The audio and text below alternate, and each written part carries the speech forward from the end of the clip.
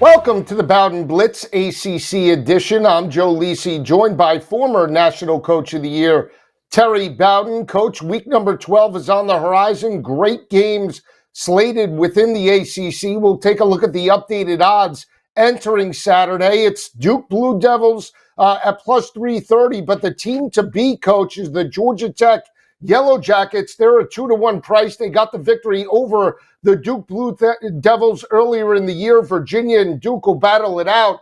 Give me your thoughts about the conference entering week number 12. And is, in fact, Georgia Tech the team to beat? Yeah, I think because of who they've got left in the conference, obviously they've got a Boston College and Pitt, but I think they've got to be the team to beat. Pitt's going to have a chance, but they look like they have the easiest way of getting to the conference championship game. I see UVA and Duke. It's almost like who we pick to win this week is going to be a deciding factor, because I believe the winner of that game will be second most likely team to make it into the conference. But like I said before, and we've seen all week, a lot of things can still happen in that crazy ACC because nobody wants to take charge. Now, including SMU is still live at plus 420. Mm-hmm. They got the victory over Miami a couple weeks ago, got a solid road win this past weekend in Chestnut Hill over Boston College. So this is a team you have to keep an eye out on. We'll see how it plays out. We'll break down the Duke-Virginia game a little bit later in the show. Mm-hmm. Pittsburgh happens to be the hottest team in the conference entering week number 12. They have an out-of-conference slate against top-ranked Notre Dame, but the price is very appealing. They were 18-1 just a few weeks ago. They're now under 10-1 at 7-1, the same price as Virginia. Coach, even if they don't, let's say, play that well, they still have a good shot to lose to Notre Dame and still win the ACC. 7-1 isn't a bad number entering this weekend. I think it's a way to a nice money chance to win some money on that game, because you're right. If they don't play well against Notre Dame or they lose that game, they've still got two games they can win in the conference. Now, that's easier said than done. Georgia Tech and Miami are their final two games, and so it's not right there easy. It's just, of course, everybody can see what they've got to do to get there. So interesting games coming up, and they've got two tough games once they get past Notre Dame in the conference before they get to the conference championship. And you and I brought it up earlier in the week when we broke down the conference that we were a little shocked that the Miami Hurricanes were given the benefit of the doubt by the committee. They're slated in the number 11 spot if the playoffs started today. In fact, Miami would be going to the college football playoff over the likes of Duke, Georgia Tech, and even Virginia or Louisville that beat them in regards to the head-to-head. Thoughts about that, and can Miami get this back on track where potentially they could steal the conference? Well, Miami is, when you look at them on paper, that's the disappointing thing about Miami. Of all the teams in the conference, they probably have the talent to go the furthest in the playoffs, but they have a long way to go because they have lost games they should not lose. And now they've got to come through and win every game and still hope that things happen. Hope that the right people beat the right people. They've got themselves in a situation where this week it's do or die. They've got to have this win this week to stay in the hunt for the conference, the college football playoff, and maybe even the conference championship game. Coach, let's take a look at the college football national championship odds, because I think when you put the ACC up against the likes of the Big Ten, the SEC, there is a discrepancy or a fall off, right? I think if it was Miami that would be undefeated, maybe the committee or maybe everybody else would say the ACC potentially has a shot. But if it is, in fact, Duke that maybe has 4 losses, or Georgia Tech that lost to NC State, big picture, can any one of these teams in the conference make a run at a national championship? You know what? I don't think so. I mean, when you get to the college football playoffs, you're really now looking at the entire season, what their talent level is, what kind of injuries they've had, the depth that they have, how well they played over time, and the body of work. And so far in the conference, we just haven't seen a steady body of work by anybody. Miami has a little more talent, but they don't play good every week. Georgia Tech has a quarterback that pretty much can beat anybody on even any given day. But I think it's very hard for me to suggest that any of these ACC teams this year can get very far in the playoffs. And we talked about Louisville trying to sign Jeff Brom potentially to a 2-year extension on his contract. That'll solidify Brom well into 2028 and beyond. He stepped up against the likes of Miami, plays great against top 25 competition in big spots. They're 100 to 1 spot. Do play Clemson on Friday night. We'll see exactly how that plays out. Coach, when you look at just Pittsburgh at the 40 to 1 price, I guess this weekend will prove a telltale sign, right? Because if Pitt does pick up the victory, even though it's out of conference, it's against the likes of one of the best teams in the nation, blue-collar team in Notre Dame. That price potentially won't be there next week because if Pitt dominates at home, then the perception turns, forget ACC title, maybe this team has what it takes to make a national championship run. I think it would be huge if they beat Notre Dame. Because you got to remember, this voting for the college football playoffs, they're looking at the strength of schedule, the quality of the opponent, the quality of the victory. And Pittsburgh now, they've won 5 straight with their new quarterback. He's thrown over 300 yards 4 out of those 5 times, and they've scored 30-plus points, all of those. So they are a new team in the last 5 games.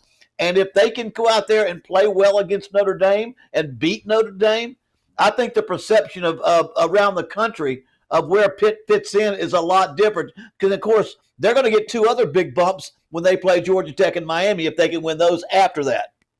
I think, too, when we look at the teams as a whole, big picture, right? Yep. We're not talking maybe so much from the quarterback position because Darian Mensah, one of the most productive quarterbacks in the ACC, Haynes King as well for a half of the season. We talked about Carson Beck.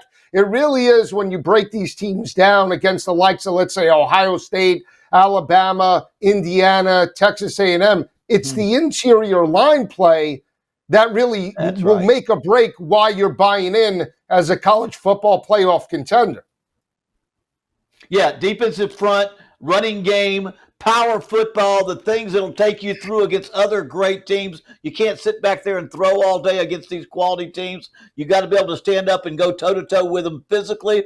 So that's where a lot of the ACC teams have not shown what they can do. When I mention a Georgia Tech, it's because every now and then, whether it be a Pavia, whether it be a Haynes King, there's a quarterback that can elevate an entire team by finding a way to do the job at the end of the game, to win a close ball game. Now, doesn't mean that they'll go very far or that it will happen, but I tend to give credence not just to a good quarterback, but a quarterback that has set something special. And I still think throughout the year we've seen something special in the ACC out of Haynes King. I want to talk about 2 teams that are not on that list. North Carolina and their progression. They picked up another victory last week against Stanford, got the win, but no cover. The biggest thing I think for North Carolina is to build just for next year, right? With Bill Belichick, get all eyes on 2026 and beyond. Yeah, I think without any question, if he can get them to a bowl game, and they have a chance now to get to a bowl game because they tend to be trending toward a successful season. If he can do that, then that kind of changes all the mental aspects. I mean, we all were looking at that team the first couple of games saying, this doesn't look like a good marriage. This does not look like it's going to have a good ending. And yet they have gotten better and better. And I said this the other day to you, that when you turn a program around, there's 4 phases. And I picked this up from my old man years ago. You lose big, then you lose close, then you win close, then you win big. And that's kind of what North Carolina has done through the first 3 phases. They're now winning close ball games. And then all eyes on Florida State. Their biggest job is get to 6-6 and make it to a bowl game to take the pressure off of Mike Norvell this season. Yeah, they really do need to do that. You know, I felt like they don't want to fire him. I know enough people at Florida State over the years. My dad was there 34 years, the head coach. They don't want to get rid of Mike Norvell, but he does need to turn this thing into a bowl situation where they're going to have some real tough decisions at the end of the season, although I do not think they make the decision to remove him. When Coach and I return, we'll dive into the biggest games for Week 12. Coming right back.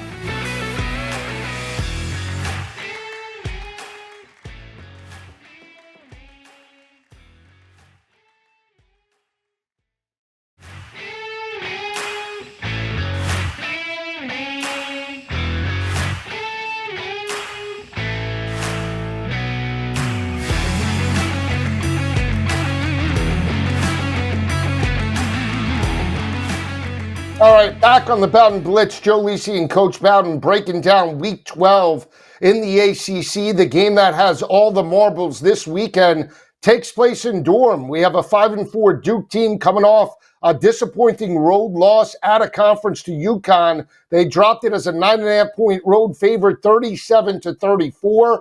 We had Virginia that was 6.5-point home favorites over Wake Forest. They lost the game and lost their quarterback Chandler Morris. He is questionable this coming Saturday, Coach. They're 5.5-point dogs to start the week. We see 4.5s creeping into the market. How do you see this game playing out on Saturday? Yeah, I really see this game depending upon Chandler Morris. I just think there's such a huge drop-off in Daniel Kalen, their backup quarterback. He just doesn't have the ability to make plays, and they could not score. They kicked 3 field goals last week, could not get in the end zone. And this is not necessarily that Chandler Morris is the best quarterback in the country, but he is the quarterback that can make their team go. And when he's in there, they find a way to win close games, and the whole morale of the rest of the team goes down. If he couldn't play, I wouldn't give them a chance against Duke. But if he plays, and my indications are that he practiced on Wednesday, and that usually means they're getting you ready to play. If he plays, the morale of that team, I'm going to take them for the upset. Although Duke's favored, I'm going to go with Virginia if he's healthy and plays.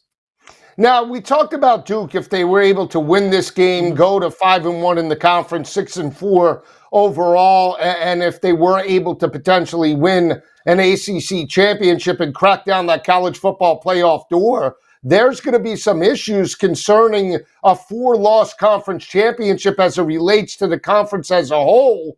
Give me your thoughts about that, because Duke would have earned it, but yet there's some better teams in other conferences with better records.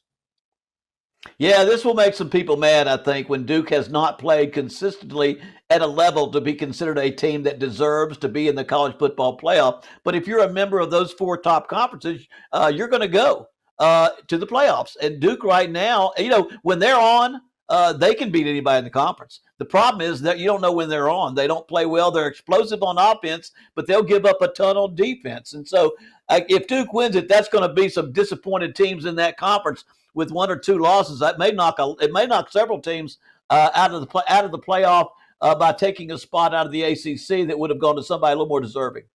We'll see exactly how this game plays out. Right now, Duke, a 4.5-point home favorite over Virginia. I think I would lay it with Duke just because of the quarterback perspective. I do believe in Darian Mensah. I know Duke hasn't stepped up against the likes of Georgia Tech and Illinois this season, but in this particular spot, with Virginia coming off a loss, I do lean to the Blue Devils in this matchup. The other big matchup takes place in Pittsburgh. We talked about C.J. Carr and Notre Dame, fresh off their dominating home win as a 26.5-point home favorite over Navy, Coach. They dominated from start to finish, win it 49-10. Line opened up in this matchup, 10.5 on Sunday night. We now see 11.5s creeping into the market. Pat Narduzzi came out and said, hey, Notre Dame could beat us 110-3. It doesn't matter because it's not a conference game. I don't know if I buy into that. I still want to see this team play competitive on Saturday afternoon, and they have a shot to really be on a heater the next few weeks. If this was a young rookie head coach that just was running at the mouth, you don't say something like that without saying it for a reason. And your audience, who is the audience he was speaking to? I always used to tell my players, man, I'm going to say some things in public. Don't you hear a word I'm going to say.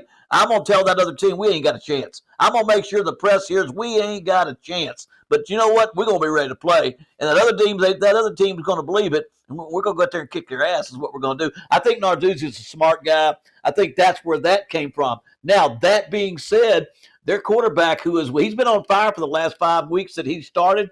And he's had huge days, and they've had huge offenses. They've scored over 30 points. If he can keep from turning the ball over, if they want to win this game, he's had 5 turnovers in the last 5 games. If he can play clean, I think that I've got them in the points. I don't know that they beat Notre Dame, but I definitely have them in the points because I think that's just too many with the quarterback playing well. I just think that's too many points for Notre Dame to give them. I'm going to take the points, but I'm going to call the upset. I just believe the fact that they're playing at home and they have the best front seven. They're only allowing 2.4 yards per carry, 74 rushing yards per game. And again, we talked about the biggest game for CJ Carr up until this point outside of week number 1, yeah, there's no margin of error. If Notre Dame starts slow in this game, a lot of pressure is going to fall on CJ Carr, especially in the road. And if Pitt does, let's say, steal the turnover battle and let's say gets a short field for Heinzel and that offense, that could put a lot of pressure on Notre Dame. I think on paper they're the better team, but the fact that Pitt is at home, winners of 5 straight, I think matters. I think they pull it out, Coach. It's not going to be easy, obviously. Yeah. But I think it's an under, and I like Pitt with the points and on the money line. Yeah, I like the under. I'm not going to go money line, but I do believe they're going to beat the spread and take the points and make this a very, very close game that they could win. But I think I'm going to stick with you against the spread with them because I do think the quarterback, if he's hot, if he doesn't turn the ball over, because I think Notre Dame's going to want to run that football. They want to control the ball, keep it out of Pittsburgh's hands, and not give Pittsburgh a chance to score. I think it's an under in this football game. And with an under, I just think if they can do what they've done the last 5, if they score 30 points, they're going to play within 10, I promise you. And that's what they've done the last 5 football games. From the defensive perspective, are you looking to take away Jadarian Price and Love first to force the game onto Carr? How do you play it just defensively early on from a game plan perspective? No, you have to do that. You can't let them run or you'll never see the pass. You've got to force them early by overloading the box, by making sure you bring some stunts, getting some secondary involved. Make sure C.J. Carr has to win that with the passing. Now, he's done a marvelous job, but he hasn't been required to do a lot like you see the quarterback at Alabama having to do a lot more to help them win because they run so well. But I think if you'll go up there and overplay the run, load the box up, make C.J. Carr throw the ball to beat you. We'll see exactly how it plays out. Carr's had a fantastic season, stepped up week number 1 on the road against Miami, put up solid numbers, didn't get the victory, but played very well. He also played very well on the road in Arkansas, putting up dynamic numbers, and they abused that SEC secondary. When we come back, we'll talk about the remaining 2 games in the ACC for week number 12. Joe Lisi and Terry Bowden coming right back.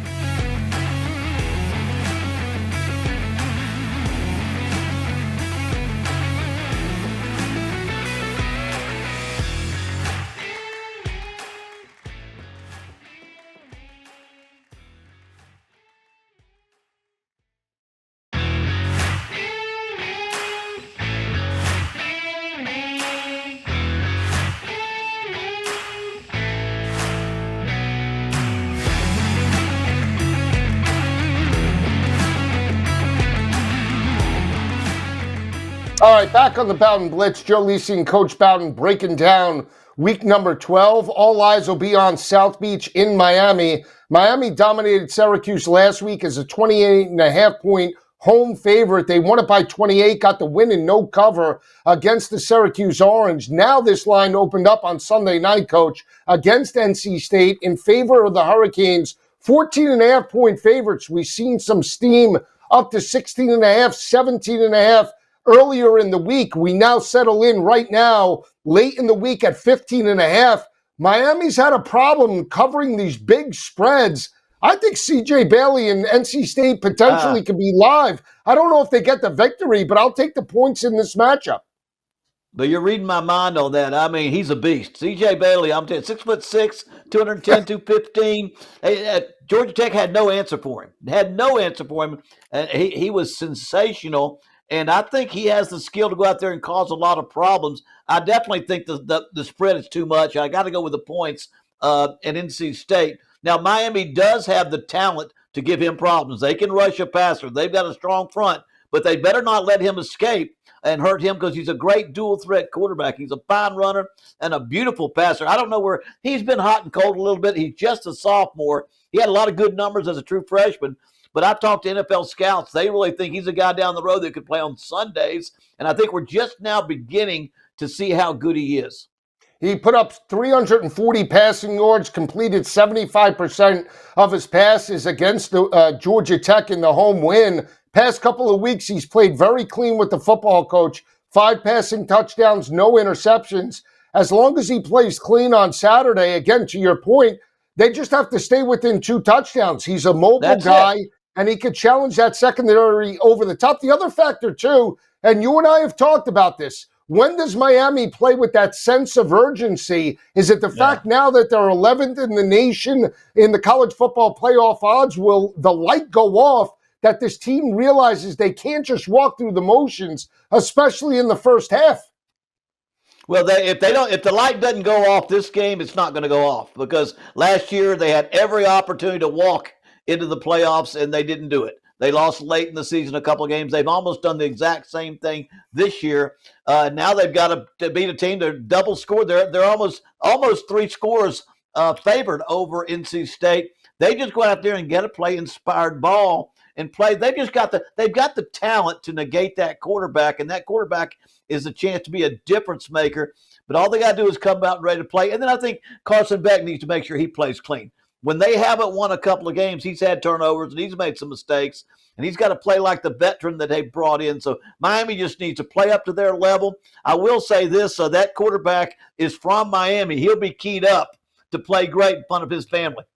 Absolutely. That's going back home is always an opportunity to show out against potential kids that you played in high school. The competitive aspect will be there for C.J. Bailey and Dave Doran, one of the longest tenured head coaches in the conference behind Dabo Swinney. Coach, let's take a look at Georgia Tech. They have the best odds to make the playoff in the conference at plus 186. Georgia Tech right there. You see it. They're 16.5-point road favorites against a dead and buried Boston College team. Boston College got blown out last week. Bill O'Brien on the hot seat. I mean, it's all Georgia Tech for me in this matchup.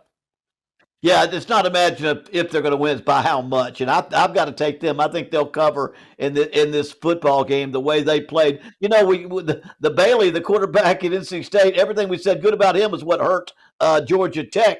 But dadgum, Haynes King coming out there and had his best day ever, over 500 yards of total offense himself. So he came ready to play again. And so I like Georgia Tech here. You got BC. They don't know what quarterback they're going to play. They've got problems with all their quarterbacks. They don't know which one's going to play. They don't really believe in any of them. I don't think they've got any answers. And we've seen this over and over again. When a team gets down to a quarterback that they don't feel they can win with, they got problems. And right now, BC is experiencing some of that. 1-9 overall, 1-5 at home in Chestnut Hill. And I don't know if you saw Bill O'Brien's press conference, but he's yelling at student reporters. He's all over everybody, saying that he's trying to build a program. It's year number 2. He hasn't gotten the quarterback situation handled. And coach, big picture, is Bill O'Brien going to be there in 2026? Well, we hadn't heard that mentioned very much. They've kind of come under the radar. They can only take too much. They beat Fordham to open the season. Then they've lost to every FBS team on their roster. And they just have not been able to play very well. And you can't, you can't come out there and have no quarterback. I mean, if you lost a couple, that's one thing. But if you don't have a guy in the stall waiting to get on deck to go in, it's going to get you down the road. And that's kind of what's happened to BC. For Coach Bowden, I'm Joe Lisi. Have a great weekend, everyone. We'll see you next week.